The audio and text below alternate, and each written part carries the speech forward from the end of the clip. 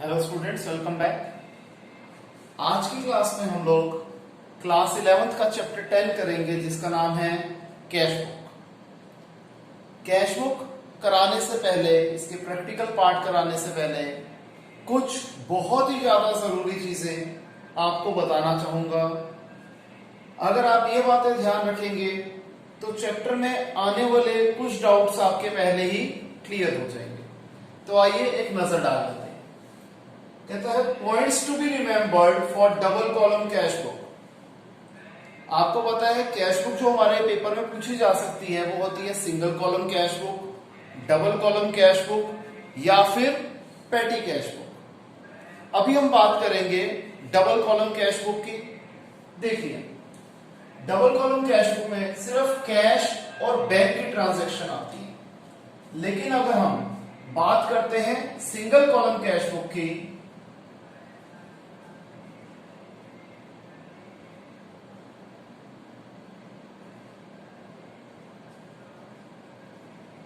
तो सिर्फ और सिर्फ कैश ट्रांजैक्शंस आती हैं, यानी कि इसके अंदर बैंक की ट्रांजैक्शंस भी नहीं आती।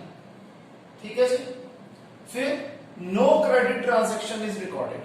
क्रेडिट ट्रांजैक्शन किसी में भी नहीं आती, ना सिंगल कॉलम में, ना डबल कॉलम में, ना पेटी कैश बुक में। It is immaterial whether the cash bank payment received or payment made relates to this year, previous year or the next year।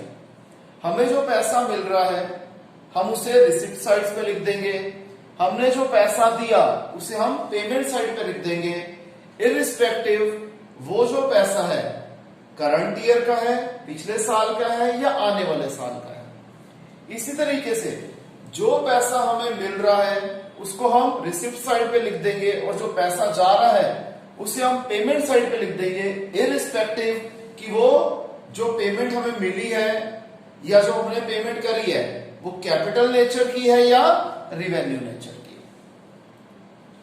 ठीक है स्टूडेंट्स।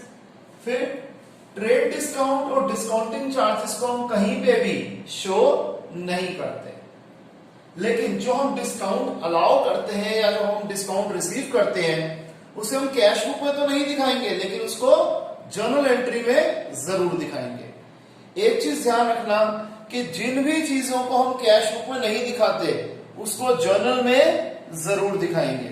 जैसे हमने क्रेडिट ट्रांजैक्शंस नहीं दिखाई थी कैश बुक के अंदर, लेकिन क्रेडिट ट्रांजैक्शन की जर्नल जरूर बना के उसे हम शो करेंगे। फिर अगर हमें एक चेक मिलता है और हमें उस चेक के बारे में फर्दर कुछ भी नहीं कहा गया क्वेश्चन के अंदर, तो हम क्या मानते हैं कि हमने वो चेक उसी दिन बैंक में डिपॉजिट करा दिया और इसकी जर्नल एंट्री क्या होती है, bank account debited to debtor account. ठीक है जी, इसकी जर्नल में लिख देता हूं।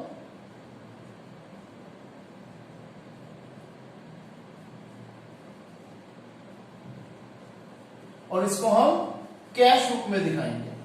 कैसे दिखाएंगे वो अभी आपको सारा बताऊंगा। और अगर हमें एक चेक मिलता है और क्वेश्चन के बाद वाले हिस्से में लिखा होता है कि हमने वो चेक बैंक में जमा कराया, तो उसकी दो स्टेप्स होती हैं। पहला स्टेप होगा हम जर्नल एंट्री करेंगे, cheques in hand to debtor, इसे जर्नल में डाल दिया, और फिर bank to cheques in hand, इसे हम दिखाएंगे अपनी कैश बुक। क्लियर है स्टूडेंट्स। नेक्स्ट हमारे पास आ जाता है कि कॉन्ट्रा एंट्री क्या होती है। कॉन्ट्रा एंट्री वो एंट्री होती है जिस एक ही जर्नल एंट्री के अंदर कैश और बैंक दोनों इन्वॉल्व होते हैं। इसके दो एग्जांपल होते हैं। एक, हमने कैश को बैंक में डिपॉजिट करा, तब एंट्री होगी bank account debited to cash account, या फिर हमने कैश को बिजनेस में से, बैंक में से निकाला ऑफिशियल यूज के लिए। ध्यान रखना, बिजनेस से नहीं निकाला, वो मैंने गलती से गलत बोल दिया।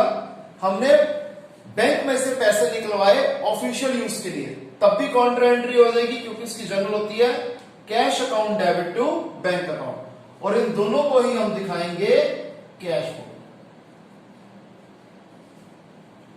Clear students. इसे आप कॉपी कीजिए। फिर आपको कुछ और बेसिक बातें बताता हूं और फिर हम लोग इसके प्रैक्टिकल पार्ट पे आते हैं। सबसे पहले आप इसे कॉपी कर लीजिए।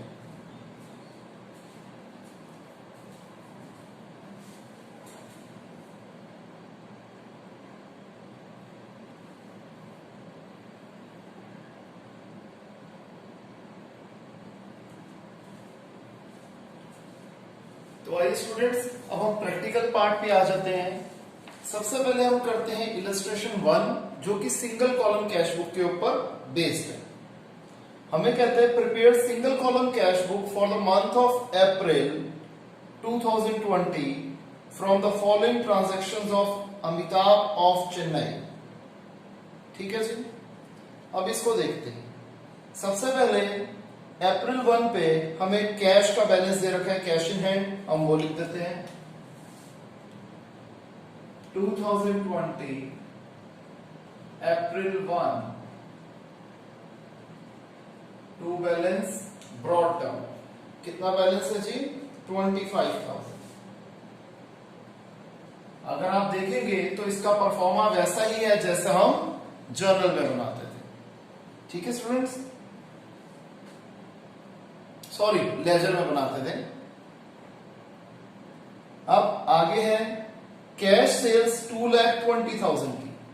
देखिए सिंपल प्रोसीजर जो बनाने का है कि कैश सेल की जर्नल एंट्री क्या होती है? Cash account debited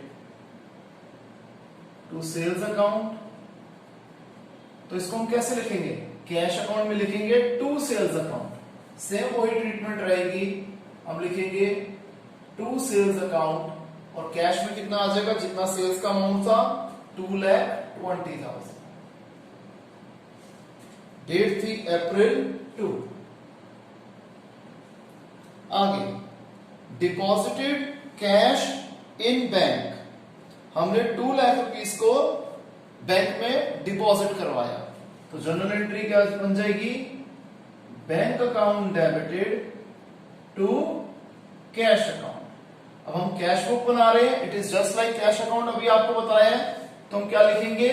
bye bank account. आपको पता है बाय हमेशा क्रेडिट साइड पे आता है, और वैसे भी रिसिप्ट साइड जो पैसा आ रहा है सारा डेबिट साइड पे लिखेंगे, पेमेंट साइड जो पैसा जा रहा है वो सारा हम पेमेंट साइड पे लिखेंगे। तो यहां पर कैश जा रहा है, हालांकि जा हमारी बैंक अकाउंट में रहा है, लेकिन कैश तो जा रहा है, और कहां जा रहा है? बैंक में जा रहा है। तो हम लिख देंगे 2020 अप्रैल, डेट है हमारे पास 3, और इसे लिख देंगे बाय बैंक अकाउंट। अमाउंट कितना है जी इसमें? 2 लाख रुपीस। क्लियर है? आगे देखिए, issued a check to a creditor 49,900 after deducting cash discount of 3,100। हमने क्या करा कि एक चेक इश्यू करा अपने क्रेडिटर को, कितने का? 49,900 रुपीस का, और उसमें हमने उसे 3,100 रुपीस का कैश डिस्काउंट भी दिया। अब क्या कर रहे हैं? हम चेक से पेमेंट कर रहे हैं। जब हम चेक से पेमेंट कर रहे हैं तो उसकी कैश बुक में तो कोई एंट्री होगी ही नहीं, तो इसे हम इग्नोर मार देंगे। Next, wages paid in cash 22,500। हमने 22,500 रुपीस की वेजेस पे करी है, कुछ नहीं लिखा तो कैश वेजेस पे करी है। तो लिख देंगे बाय वेजेस अकाउंट 22,500, क्योंकि आपको पता है जब हम वेजेस पे करते हैं तो जर्नल एंट्री क्या होती है? Wages account debited to cash account. तो कैश में क्या लिखेंगे? By wages account. तो सेम लॉजिक, यही लॉजिक पे हम क्वेश्चंस करेंगे। ध्यान रखना, ये मैं आपको सिर्फ समझाने के लिए यहां पर मैंने लिखी है, इसको आपने कहीं पे भी अपनी आंसर शीट में शो नहीं करना। ये सिंपल एक लॉजिक समझाने के लिए मैं लिख रहा हूं। डेट क्या थी जी इसकी? अप्रैल 4। आगे कैश सेल्स, अगेन हमने कैश सेल्स करी है, तो एंट्री क्या होती है? Cash to sales. तो कैश अकाउंट की तरह हम यहां पर लिख देंगे टू सेल्स अकाउंट। क्या डेट है इसमें? अप्रैल 4। अमाउंट कितना है जी? 1,80,000। क्लियर है? आगे देखते हैं, deposited cash in bank. Again हमने बैंक में कैश डिपॉजिट करा, ये जर्नल एंट्री होती है, तो क्या लिखेंगे? By bank account. ठीक है जी। डेट देख लेते हैं क्या है? डेट है अप्रैल 7, अमाउंट है 1,50,000।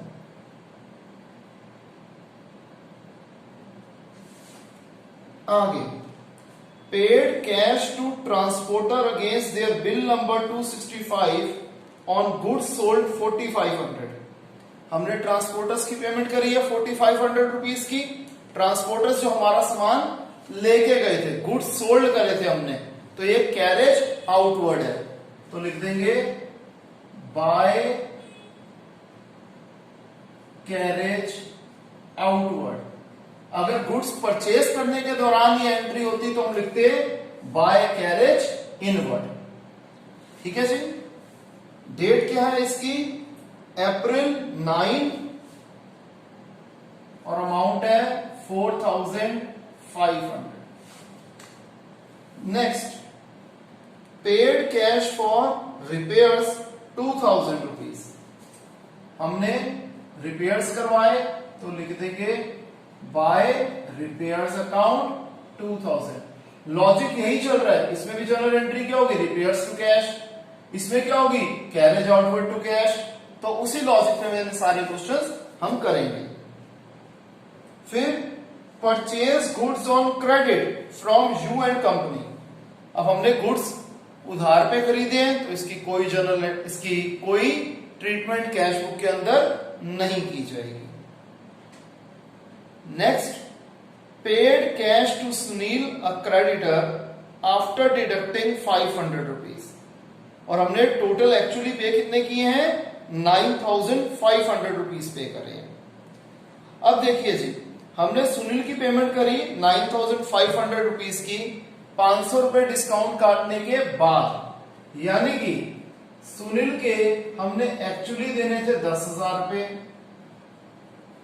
टू डिस्काउंट रिसीव्ड होगा 500 और टू कैश अकाउंट 9,500।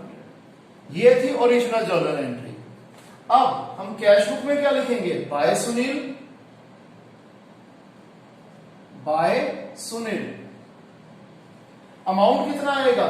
जो कैश के सामने है 9,500। अब हमने कैश बुक में ये दिखा दिया तो इसे हाइड कर दो, इसके भी बैलेंस में से 9,500 डिडक्ट कर दो, रह गया 500। तो इसको हम जर्नल में शो करेंगे। इस पर्टिकुलर एंट्री को हम जर्नल में शो करेंगे क्योंकि इसमें कैश इन्वॉल्व थी, इसलिए इसको यहां पर दिखाना जरूरी है। जो क्रेडिट वाली एंट्रीज थी उसको हमने जर्नल में फेयर में नहीं दिखाया, लेकिन जो डबल कॉलम कैश बुक होगी उसमें हम उसको जर्नल में दिखाएंगे। अच्छा, अब इसमें अमाउंट हमने लिख लिया, डेट थी अप्रैल 28, फिर है अप्रैल 29, paid electricity bill in cash 9,000, तो लिख देंगे बाय इलेक्ट्रिसिटी बिल 9,000। क्लियर है? फिर है cash collected from Mahesh a debtor 45,000 after allowing them a discount of 2,500। अब हमें महेश से 45,000 मिले डिस्काउंट काटने के बाद, यानी कि अब इसकी एंट्री क्या होगी असल में? कैश अकाउंट डेबिटेड 45,000,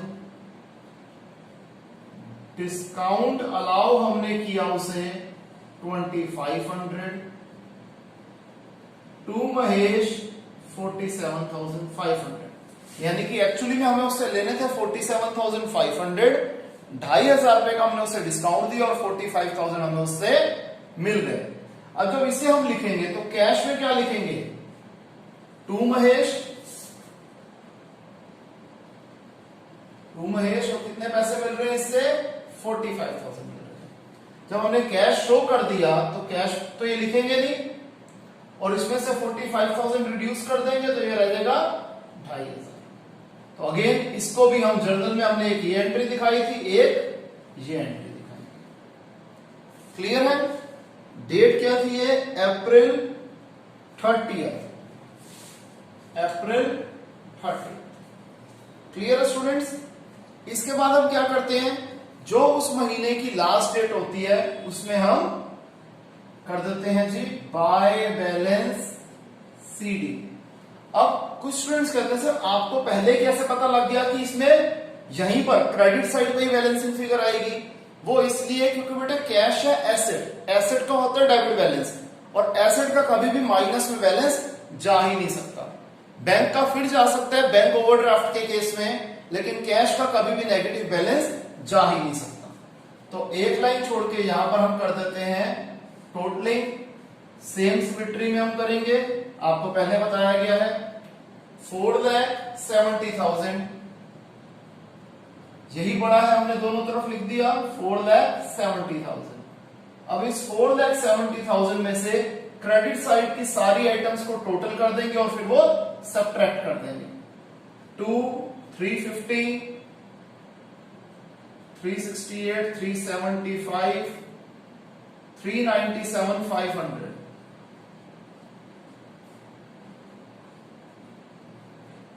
यह आ जाएगा 72,500। और यही अगले महीने की पहली डेट यानी कि मई 1 पे बन जाएगा to balance brought down 72,500। Clear है स्टूडेंट्स? इसे कॉपी कीजिए जी। हमने सिंगल कॉलम कैश बुक की प्रैक्टिस कर ली, फिलहाल आप इसे कॉपी कीजिए, फिर हम करते हैं डबल कॉलम कैश बुक।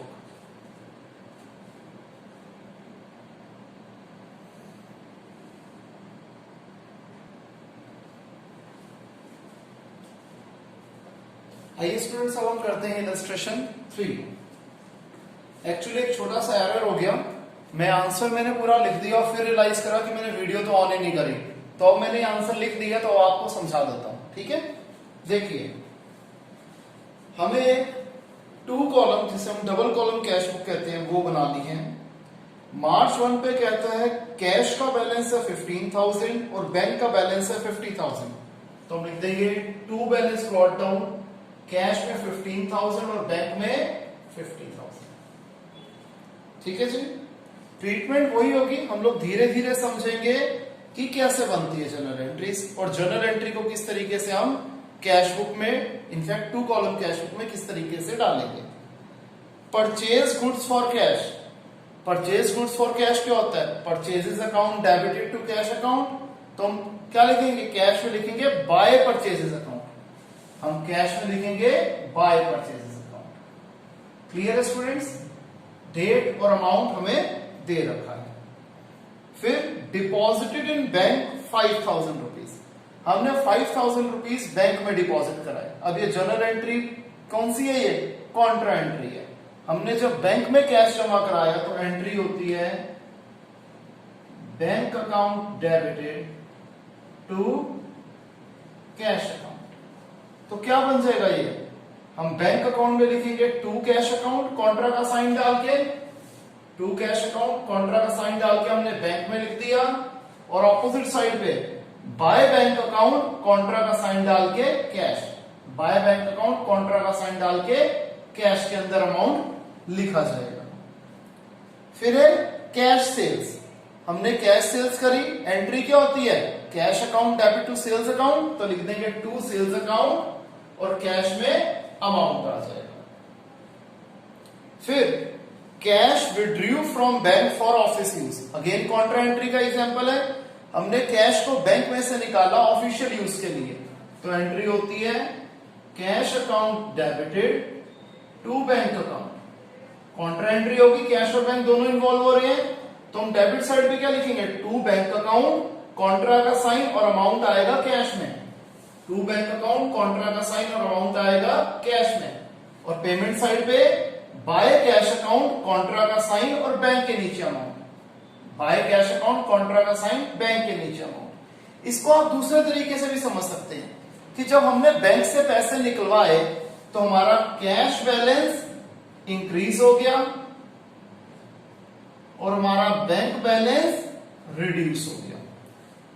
अब जब कैश बैलेंस इंक्रीज हो रहा है, आपको पता है इंक्रीज, जो जो पैसा आ रहा है इधर आएगा, तो कैश बैलेंस हमारा इंक्रीज हो गया। और किसके कारण हुआ? बैंक के कारण हुआ। और हमारा बैंक बैलेंस रिड्यूस हो गया किसकी वजह से? कैश की वजह से। तो कैश की वजह से हमारा बैंक बैलेंस रिड्यूस हो गया। एक ही चीज को समझने के दो तरीके हैं, क्लियर है? एक लेजर के ऊपर बेस्ड हो गया कि हमने किस तरीके से डालना है, और एक ये नॉर्मल आप जर्नल के ऊपर आप कहिए, या फिर आप ये कहो कि ज्यादा लॉजिकल हो गया कि रिसिप्ट्स और पेमेंट के हिसाब से हमने इसकी प्रेजेंटेशन देख ली, क्योंकि कैश बुक में हमने मेन फोकस रिसिप्ट और पेमेंट के ऊपर करना होता है। नेक्स्ट, हमें कैश मिला दामिनी से 3000 रुपए का, और हमने 100 रुपीज का उसे डिस्काउंट पे दिया। तो जो हमें 3000 रुपए दामिनी से मिल रहे हैं वो हमने यहां लिख दिए, और जो 100 रुपीज का डिस्काउंट हमने दामिनी को दिया उसको हमने जर्नल एंट्री या जर्नल प्रॉपर के अंदर दिखा दिया। Discount allowed to Damini 100 rupees, क्योंकि हर चीज को दिखाना जरूरी है सिवाय क्रेडिट ट्रांजैक्शन के, क्योंकि क्रेडिट ट्रांजैक्शन को हम जर्नल यानी कि जर्नल प्रॉपर में भी शो नहीं करेंगे।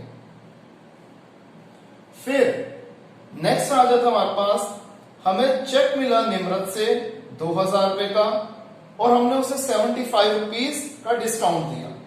अब हमें चेक मिल रहा है, सबसे पहले हम क्या करेंगे?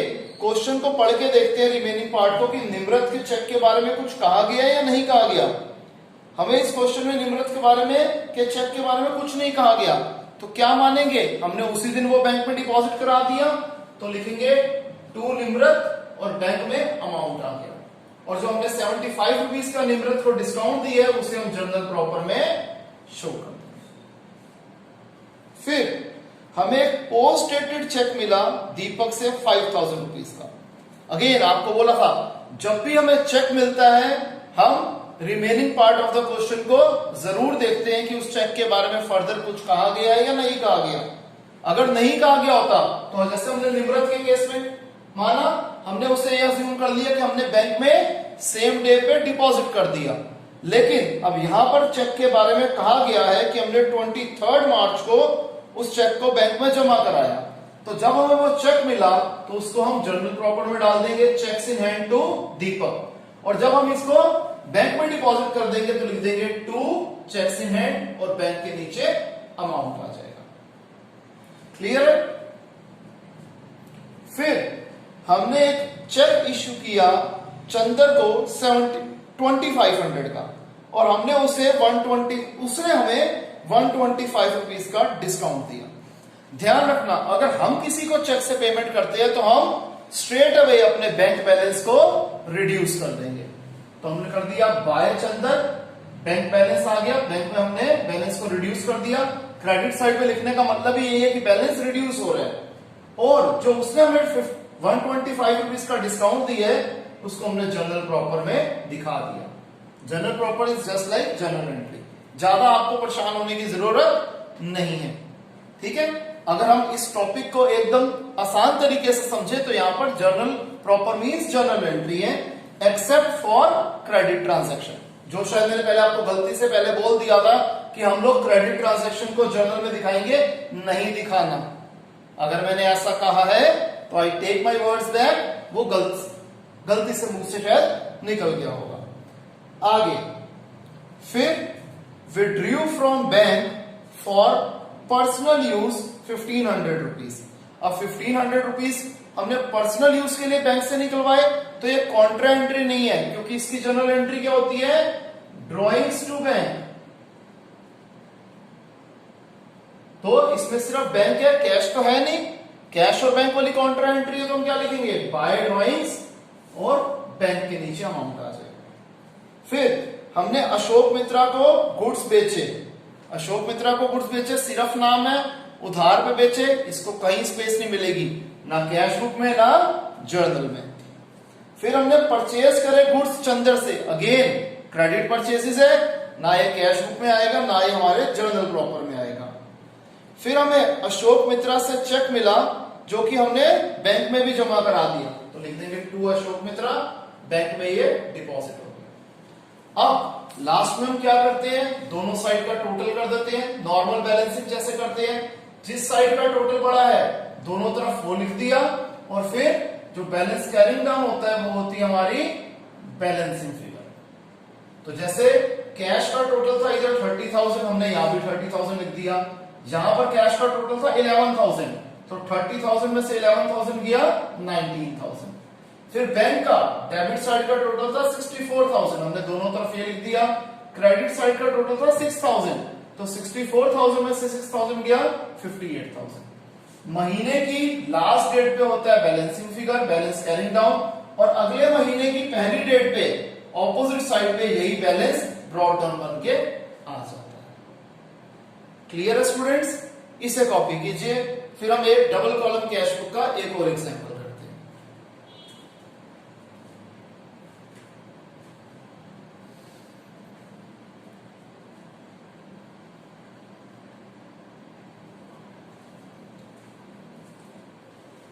तो स्टूडेंट्स अब हम कर देते हैं इलस्ट्रेशन 5।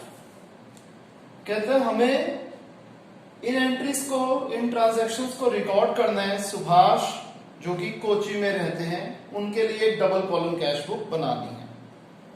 सबसे पहले इनके कैश और बैंक बैलेंसेस हमें दिए रखे हैं। तो 2020 जनवरी 1 to balance brought down, cash में 1,000 और बैंक में 14,500। फिर रिसीव्ड एडवांस बाय चेक ₹60,000, हमें एडवांस मिला है चेक के थ्रू, तो लिख देंगे टू एडवांस। अच्छा, अब चेक मिले तो पहले पढ़ देते हैं कि इस चेक के बारे में फर्दर कुछ कहा गया या नहीं कहा गया। इस 60,000 के चेक के बारे में कुछ नहीं कहा गया, तो हम मान लेंगे कि हमने उसी दिन उसे बैंक में डिपॉजिट करा दिया। डेट ये भी वही है, जनवरी 1। फिर विड्रू फ्रॉम बैंक, हमने बैंक से विड्रू करे, कुछ नहीं लिखा, तो ऑफिशियल यूज के लिए विड्रू करे होंगे कितने, 10,000 रुपीज। तो जनरल एंट्री क्या होती है, कैश टू बैंक। इसको हम कैसे लिखेंगे, टू बैंक अकाउंट, कॉन्ट्रा का साइन डाल देंगे और लिखेंगे कैश के अंदर अमाउंट कितना है 10,000। और इस तरफ क्या आ जाएगा, अगेन 2020 जनवरी की डेट अभी हम देख लेते हैं। By cash account, by cash account, Contra का साइन और बैंक में आ जाएगा 10,000 रुपीज। डेट क्या कीजिए इसकी, जनवरी 2। क्लियर है? आगे देखते हैं। फिर है purchase goods from Anil for 13,000 and paid by cheque 12,500 in full settlement. हमने 13,000 रुपए के गुड्स खरीदे थे अमित से, और हमने उसे 12,500 रुपए पेमेंट कर दी और फुल सेटलमेंट कर दिया, यानी कि हिसाब किताब खत्म। ठीक है जी, यानी कि 500 रुपए का हमें डिस्काउंट मिला। सबसे पहले हमने 12,500 रुपए की पेमेंट करी है मिस्टर अनिल को, तो हम लिख देंगे बाय अनिल। किससे पेमेंट करी है, चेक से, तो बैंक बैलेंस हमारा 12,500 रुपए से रिड्यूस हो गया। अब 500 रुपए का डिस्काउंट हमें मिला है, तो हम क्या कर देंगे, 2020 जनवरी 3, जब हमें डिस्काउंट मिलता है तो हम क्रेडिट करते हैं, तो लिखेंगे Anil to discount received 500। Clear है स्टूडेंट्स? अच्छा, यहां पर अनिल नहीं आएगा क्योंकि हमने सीधा गुड्स क्या करे हैं, कैश पे खरीदे हैं या बैंक से खरीदे हैं, मतलब डायरेक्ट पेमेंट करी है, तो यहां आ जाएगा परचेजेस अकाउंट।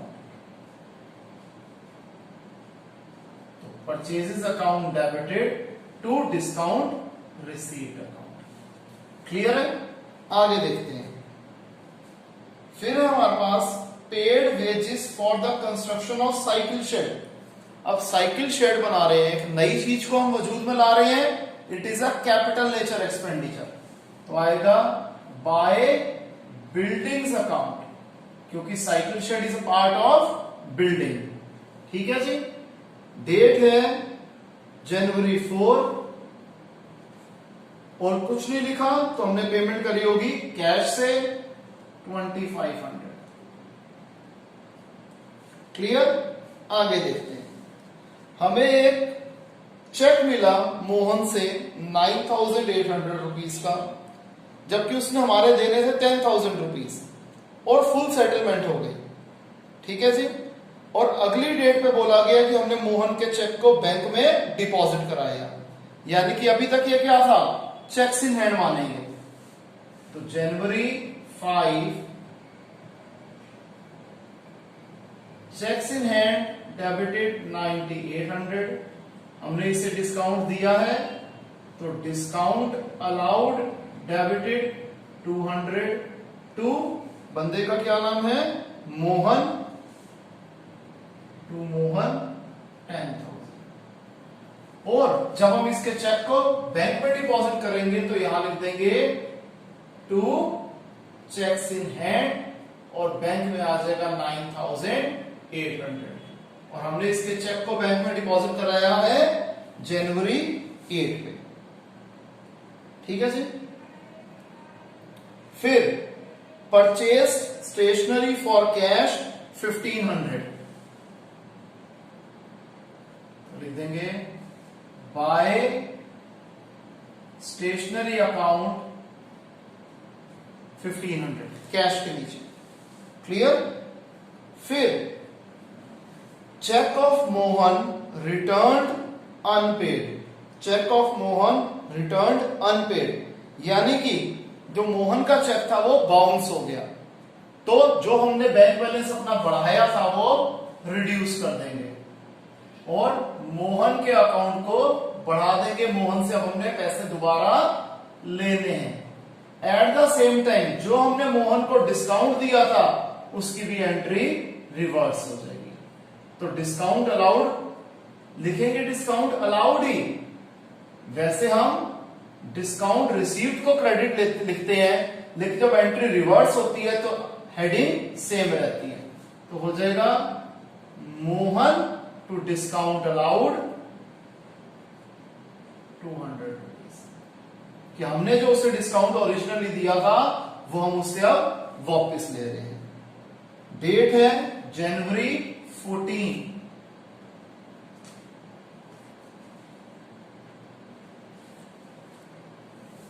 ठीक है जी।